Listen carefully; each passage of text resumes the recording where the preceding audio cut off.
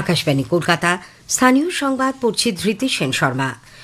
বিশেষ খবর হল, বিহার বিধানসভা নির্বাচনে ক্ষমতাসীন এনডিএ বিপুল সংখ্যাগরিষ্ঠতা অর্জন করে আরও একবার ক্ষমতায় আসতে চলেছে। প্রধানমন্ত্রী নরেন্দ্র মোদী বলেছেন, বিহারের এবারের ভোটের ফলাফল আগামী বছর পশ্চিমবঙ্গ বিধানসভা নির্বাচনেও প্রতিফলিত হবে। রাজ্য বিজেপির পক্ষ থেকেও এনডিএর এই জয়কে স্বাগত জানানোর পাশাপাশি এ রাজ্যে আগামী বছর বিধানসভা নির্বাচনে ফলাফলের পুনরাবৃত্তি হবে বলে মন্তব্য করা হয়েছে। কলকাতার ইজরা স্ট্রিটে আজ ভোরে ভয়াবহ আগুনে ব্যাপক ক্ষয়ক্ষতির আশঙ্কা। দমকলের 20টি গাড়ি আগুন নেভানোর চেষ্টা চালাচ্ছে। দিল্লি বিস্ফোরণের প্রেক্ষিতে রাজ্য সরকার বিভিন্ন পর্যটন কেন্দ্র ও গুরুত্বপূর্ণ স্থানগুলির নিরাপত্তা আরও আঁটোসাঁটো করার নির্দেশ দিয়েছে। স্বাধীনতা সংগ্রামী ও আদিবাসী নেতা ধরতি আবা বিরসা মুন্ডার জন্মদিনটি আজ জনজাতীয় গৌরব দিবস হিসেবে উদযাপন করা হচ্ছে। এসএসসির একাদশ দ্বাদশ শ্রেণীর শিক্ষক পদপ্রার্থীদের ইন্টারভিউয়ের তালিকা আজ প্রকাশিত হবে। পূর্ব ভারতের প্রথম বেসরকারি ভেটেরিনারি কলেজ খুলতে চলেছে এ রাজ্যে। ইডেনে দক্ষিণ আফ্রিকার বিরুদ্ধে প্রথম ক্রিকেট টেস্টে ভারত আজ 1 উইকেটে 37 রান হাতে নিয়ে দ্বিতীয় দিনের খেলা শুরু করবে। আসছি বিস্তারিত খবরে। বিহার বিধানসভা নির্বাচনে ক্ষমতাসীন জাতীয় গণতান্ত্রিক জোট এনডিএ বিপুল সংখ্যাগরিষ্ঠতা অর্জন করে আরও একবার ক্ষমতায় আসতে চলেছে। 243টি আসনের মধ্যে 202টিতেই তারা জয়লাভ করেছে। 89টি আসনে জয়লাভ করে বিজেপি বৃহত্তম দল হিসেবে আত্মপ্রকাশ করেছে। এদিকে আরজেডি নেতৃত্বাধীন মহাজোট মাত্র 35টি আসনে জয়লাভ করেছে। প্রধানমন্ত্রী নরেন্দ্র মোদী বিহারে এনডিএর এই জয়কে গণতন্ত্রের জয় হিসেবে অভিহিত করেছেন, যা দেশের গণতান্ত্রিক প্রক্রিয়ার প্রতি মানুষের আস্থা আরও জোরদার করেছে। নতুন দিল্লিতে গত সন্ধ্যায় বিজেপি সদর দপ্তরে দলীয় কর্মীদের উদ্দেশ্যে ভাষণে তিনি বলেন, বিহারের এই ফলাফল উন্নয়নের রাজনীতির পক্ষে এবং স্বজন পোষণের বিপক্ষে। বিহার বিধানসভা নির্বাচনে এই জয় পশ্চিমবঙ্গ, কেরালা, তামিলনাড়ু, পুডুচেরি এবং অসমের বিজেপি কর্মীদেরও সমানভাবে উদ্বুদ্ধ করেছে বলে শ্রী মোদী মন্তব্য করেন। তিনি বলেন, গঙ্গা যেমন বিহারের ওপর দিয়ে প্রবাহিত হয়ে বাংলায় এসে পৌঁছয়, তেমনি বিহারের এবার ভোটের ফলাফল আগামী বছর পশ্চিমবঙ্গ বিধানসভা নির্বাচনেও প্রতিফলিত হবে। এর মধ্যে দিয়ে বাংলায় বিজেপির জয়ের পথ প্রশস্ত হল। পশ্চিমবঙ্গের মানুষ এ রাজ্য থেকেও জঙ্গলের রাজত্ব দূর করে সুশাসন প্রতিষ্ঠা করবে বলে আশা প্রকাশ করেন শীর্ষ বিজেপি নেতা। बिहार ने बंगाल में भाजपा की विजय का रास्ता भी बना दिया है। मैं बंगाल के भाइयों बहनों को भी आश्वस्त करता हूं, अब भाजपा आपके साथ मिलकर पश्चिम बंगाल से भी जंगल राज को उखाड़ फेंकेगी। রাজ্য বিজেপির পক্ষ থেকেও এনডিএর এই জয়কে স্বাগত জানানোর পাশাপাশি এ রাজ্যে আগামী বছর বিধানসভা নির্বাচনে বিহারের ফলাফলের পুনরাবৃত্তি হবে বলে মন্তব্য করা হয়েছে। দলের প্রাক্তন রাজ্য সভাপতি কেন্দ্রীয় প্রতিমন্ত্রী সুকান্ত মজুমদার সাংবাদিকদের বলেছেন, বাংলা, বিহার, ওড়িশার মধ্যে ওড়িশা ও বিহারে এনডিএ সরকার গঠিত হয়েছে। বাংলাতেও এবার বিজেপি সরকার গঠন হবে বলে তারা আশাবাদী। যে কোনো রেজাল্ট ভালো হলে স্বাভাবিকভাবে সেই রাজনৈতিক দলের কর্মীরা উৎসাহিত হবে। বিহারের হাওয়া কারণ একসময় তো অঙ্গ বঙ্গ কলিঙ্গ আমরা বলতাম, বাংলা, বিহার, উড়িষ্যা একসাথে। উড়িষ্যাতে হয়ে গেছে অর্থাৎ কলিঙ্গতে হয়ে গেছে, আমাদের অঙ্গ অর্থাৎ বিহারে এবার হলো, আর এবার বঙ্গের পালা। আমার বিশ্বাস বাংলার মানুষ এই জঙ্গল রাজ থেকে, বিহারকে যেমন বিহারের মানুষ জঙ্গল রাজ থেকে জঙ্গল রাজে ফিরিয়ে যেতে দিল না, সেরকম বাংলার মানুষও জঙ্গল রাজ থেকে বের করবে। রাজ্যের বিরোধী দলনেতা শুভেন্দু অধিকারীও বলেছেন, আগামী বছর বিধানসভা নির্বাচনে বিহারের ফলাফলের পুনরাবৃত্তি হবে। এদিকে বিহারের ভোটের ফলাফলে কংগ্রেসের ব্যর্থতা নিয়ে প্রদেশ কংগ্রেস সভাপতি শুভঙ্কর সরকার নির্বাচন কমিশনের স্বচ্ছতা সম্পর্কে প্রশ্ন তুলেছেন। সিপিআইএম কেন্দ্রীয় কমিটির সদস্য সুজন চক্রবর্তীও বলেছেন, ভোটের শতকরা হার হিসেব করলে বিহারে বিজেপির তুলনায় তেজস্বী যাদবেরা বেশি ভোট পেয়েছেন। ভোটার তালিকায় বিশেষ নিবিড় সংশোধন কর্মসূচি বা এসআইআর এর জন্য রাজ্যে গত সন্ধে পর্যন্ত 96.66% অর্থাৎ 7,45,00,000-এরও বেশি এনিউমারেশন ফর্ম বিলি করা হয়েছে। রাজ্যের মুখ্য নির্বাচনী আধিকারিকের দপ্তর সূত্রে একথা জানা গেছে। কলকাতার ইজরা স্ট্রিটে আজ ভোর 5:30 নাগাদ ভয়াবহ আগুন লেগেছে। দমকলের 20টি গাড়ি আগুন নেভানোর চেষ্টা চালিয়ে যাচ্ছে। বৈদ্যুতিন সামগ্রীর গুদাম সহ বেশ কয়েকটি দোকান ও গুদামে এই আগুন লাগে। গুদামের ভিতরে দাহ্য পদার্থ থাকায় তা ছড়িয়ে পড়ে পার্শ্ববর্তী বহুতলেও। এর ভেতরে কেউ আটকে রয়েছেন কিনা তা খতিয়ে দেখা হচ্ছে। পুলিশ ও দমকল ঘটনাস্থলে গেছে। আশেপাশের এলাকা থেকে লোকজনকে নিরাপদ স্থানে সরিয়ে নেওয়া হচ্ছে বলে আমাদের প্রতিনিধি শিপ্রা সেন সাহা জানিয়েছেন। স্থানীয়দের অভিযোগ, দমকলে খবর দেওয়া হলেও তারা দেরিতে এসেছে, ফলে আগুন আরও ছড়িয়ে পড়েছে। ব্যাপক ক্ষয়ক্ষতির আশঙ্কা করা হচ্ছে। দিল্লি বিস্ফোরণের প্রেক্ষিতে রাজ্য সরকার বিভিন্ন পর্যটন কেন্দ্র ও গুরুত্বপূর্ণ স্থানগুলির নিরাপত্তা আরও আঁটোসাঁটো করার নির্দেশ দিয়েছে। রাজ্য পুলিশের মহানির্দেশক রাজীব কুমার গতকাল ভবানী ভবন থেকে রাজ্যের সমস্ত জেলা পুলিশ সুপার, পুলিশ কমিশনার এবং শীর্ষ পদস্থ কর্তাদের সঙ্গে এক ভার্চুয়াল বৈঠক করেন। সেখানে দীঘার জগন্নাথ মন্দির সহ রাজ্যের অন্যান্য জনপ্রিয় পর্যটন কেন্দ্র যেমন দার্জিলিং, কালিম্পং, সুন্দরবন, মন্দারমণি ও গঙ্গাসাগরের মতো বিভিন্ন জায়গায় নিরাপত্তা বলয় আরও আঁটোসাঁটো করার নির্দেশ দেওয়া হয়েছে। প্রশাসনিক সূত্রে জানা গেছে, দীঘা শহর সমুদ্র উপকূলবর্তী এলাকাগুলিতে নজরদারি বাড়ানো হবে।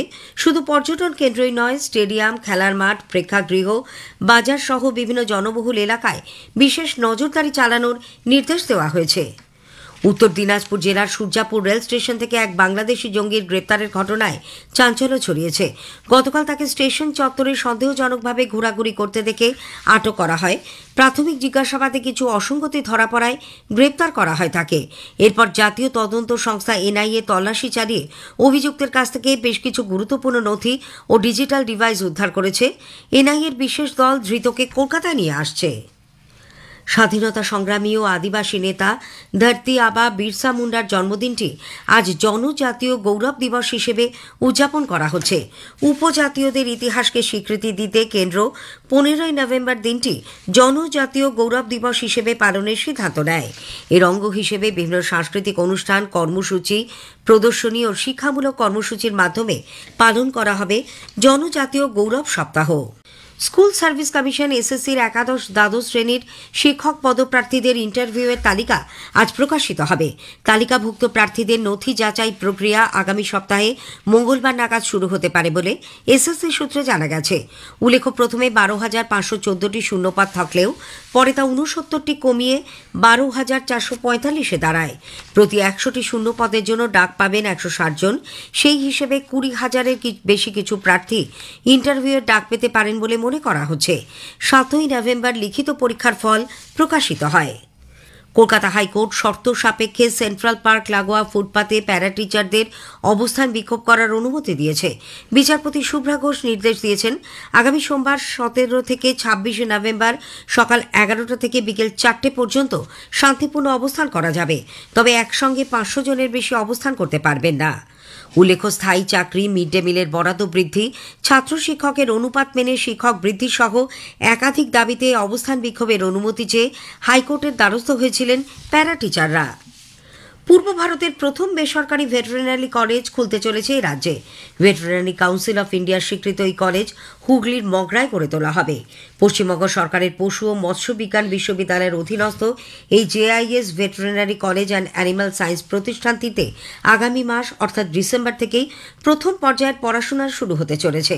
কলেজের ম্যানেজিং ডিরেক্টর সর্দার তরণজিৎ সিং জানিয়েছেন, ৩০ একর জমির ওপর এই কলেজ তৈরি করতে 300 কোটি টাকা বিনিয়োগ করা হয়েছে। অধ্যক্ষ অধ্যাপক ডক্টর মোজাম্মেল হক আকাশবাণীকে জানিয়েছেন, এই মুহূর্তে সারা দেশে পশু চিকিৎসকের সংখ্যা কম।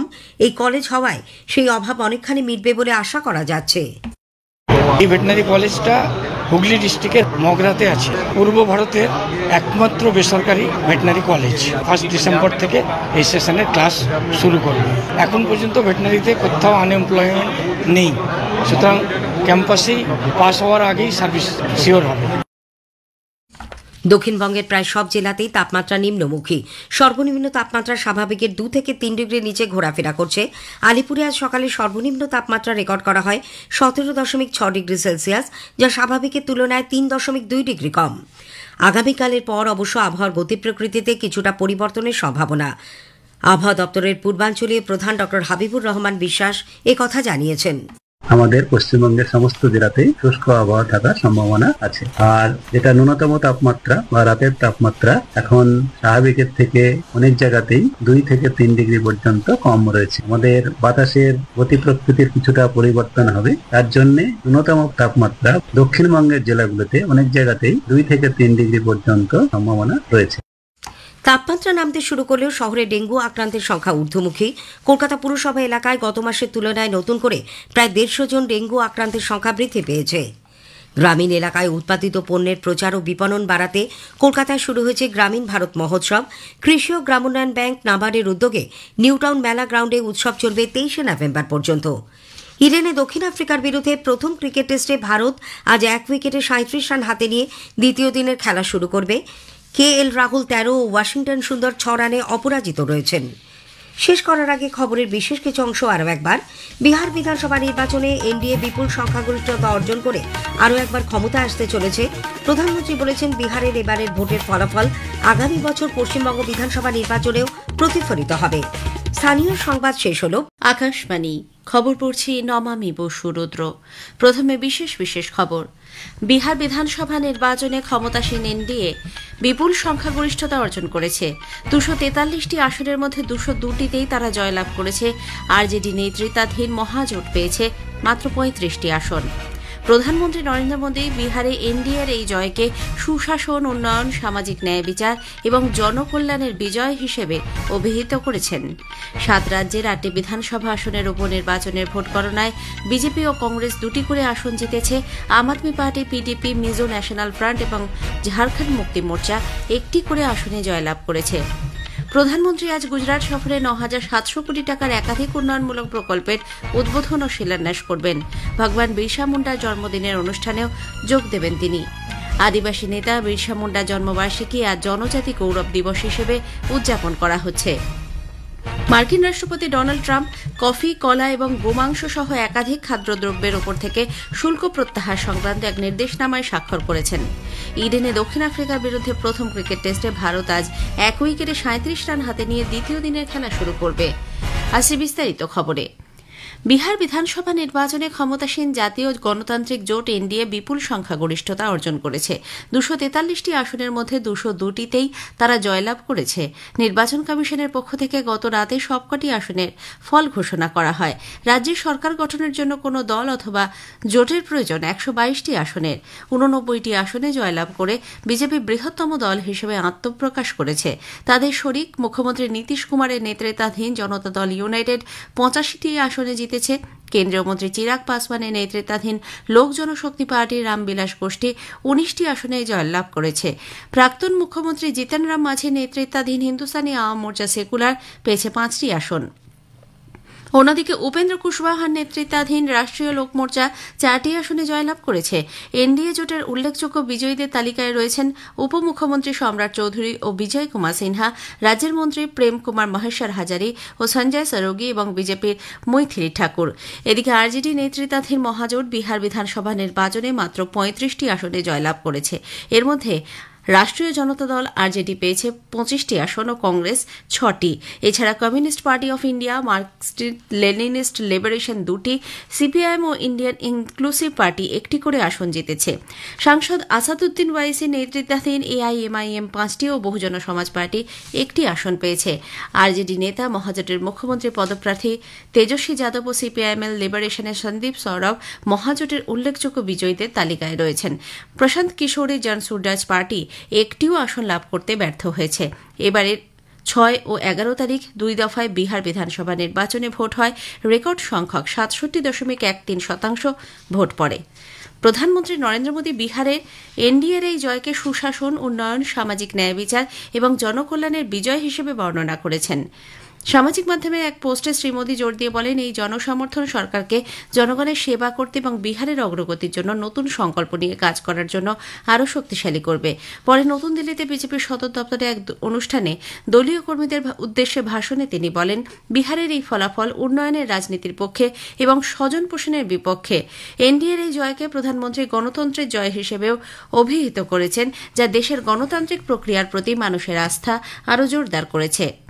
सिर्फ एनडीए की विजय ही नहीं हुई है, ये लोकतंत्र की भी विजय है। भारत के लोकतंत्र पर भरोसा करने वालों की भी विजय है। इस चुनाव ने भारत के चुनाव आयोग पर जनता के विश्वास को और मजबूत किया है। बीते कुछ सालों से लगातार भारी मतदान होना, वंचितों, शोषितों द्वारा ज्यादा से ज्यादा मतदान करना, ये चुनाव आयोग की बहुत बड़ी सिद्धि है।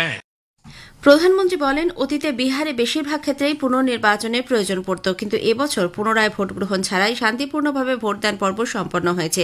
দেশ এখন সামাজিক ন্যায়ের জন্য মতাধিকার প্রয়োগ করছে, যার মাধ্যমে প্রতিটি পরিবারকে সমান সুযোগ সুবিধা, ন্যায় ও মর্যাদা দেয়া হবে। लोकतंत्र पर हमला करने वाली ताकतों को धूल चटाई है। बिहार ने फिर दिखाया है, झूठ हारता है, जन विश्वास जीतता है।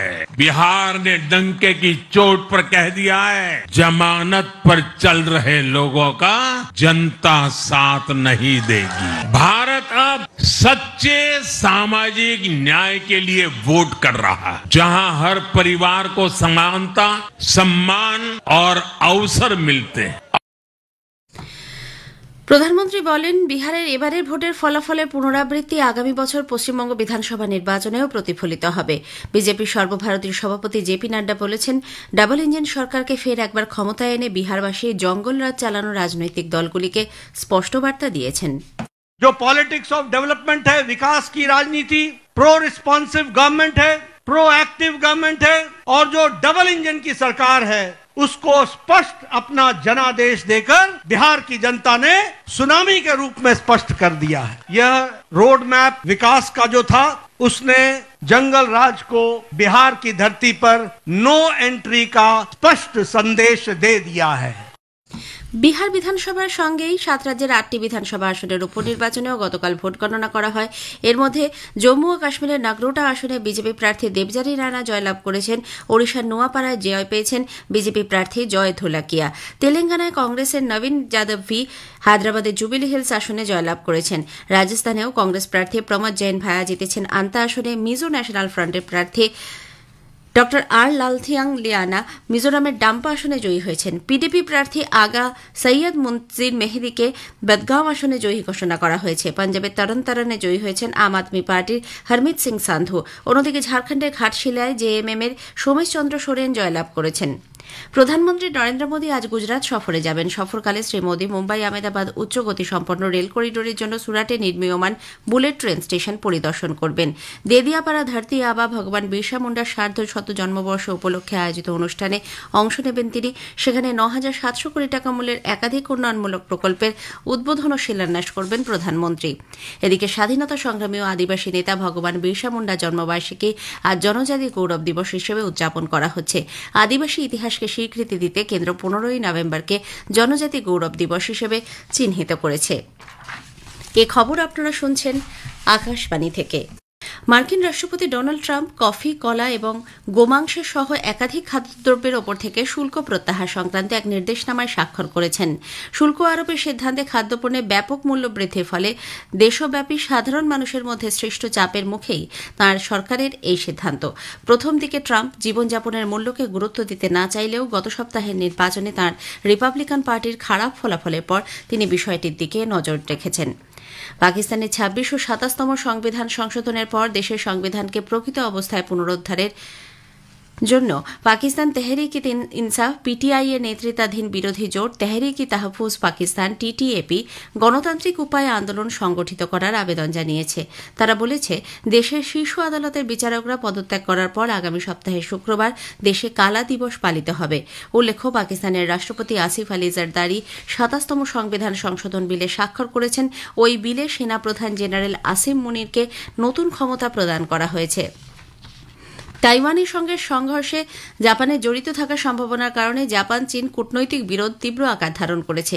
চীনা নাগরিকদের আপাতত জাপান ভ্রমণ করা থেকে বিরত থাকার নির্দেশ দেওয়া হয়েছে। চীনের বিদেশ মন্ত্রক জানিয়েছে, জাপানের প্রধানমন্ত্রী সানি তাকাইচি উস্কানিমূলক মন্তব্যের ফলে জনগণের মধ্যে পারস্পরিক সম্পর্কের মারাত্মক অবনতি হয়।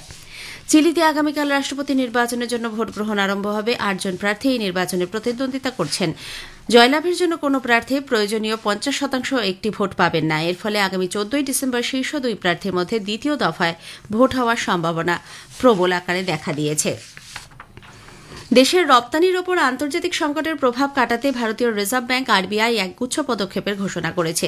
বিদেশি বিনিময় নিয়ন্ত্রণ আইন ফিমার অধীনে এই উদ্যোগ নেওয়া হয়েছে।